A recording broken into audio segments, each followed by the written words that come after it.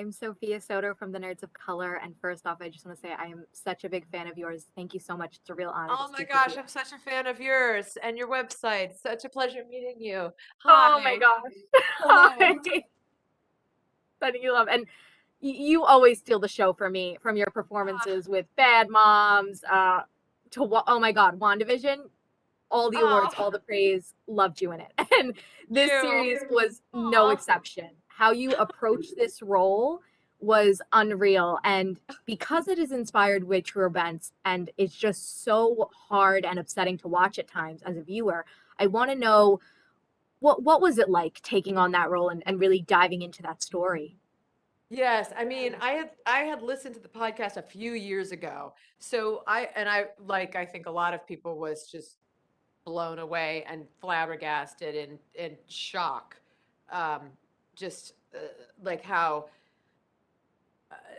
how like casually and slowly this man took over this other man's life, and how I could kind of understand how that could happen, in such a sick way, like that would could be a possibility.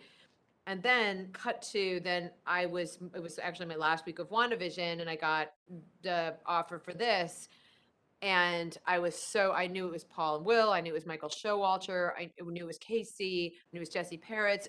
I knew it was Georgia Prachette, I'm a great admirer of her writing. And I read the script, and it just distilled what I loved so much about the podcast. It filled in so many gaps, and it was such a beautiful read. I was able to meet with Phyllis then over Zoom, and I will hold to my heart forever how generous and open-hearted she was with me and her story, and how um, what she shared with me, and her strength, and her just sense of humor. She's hilarious. And also just how she was able to keep a window of forgiveness open for this person that she loved so much, her blood relative who shut her out for 30 Yes. years. Yeah. So, I mean, it was aspirational for me to hear her talk. And she just became like my North Star as I went through the process. Yeah. And as I binged the whole thing in one go Oh, because you could not stop watching.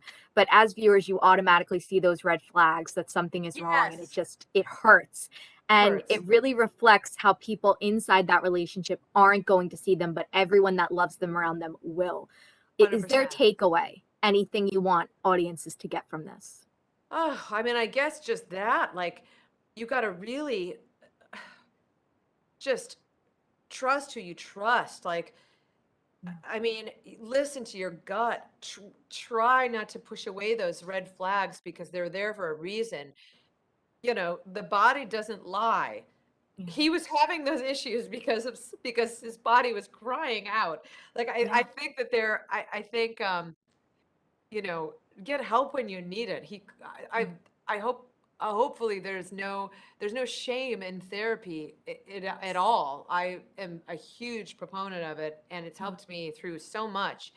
Um, and healthy boundaries should be in place in all of those relationships, in any relationship in your life. And so I hope people will take that away. Kathryn, this was the biggest pleasure. Thank you so much. I hope we get to speak again soon, and huge congrats, Me really. too. Let's speak again, please. Yes, yes. Thank you. All right. Have a great rest of your day. Stay safe. You Bye. too.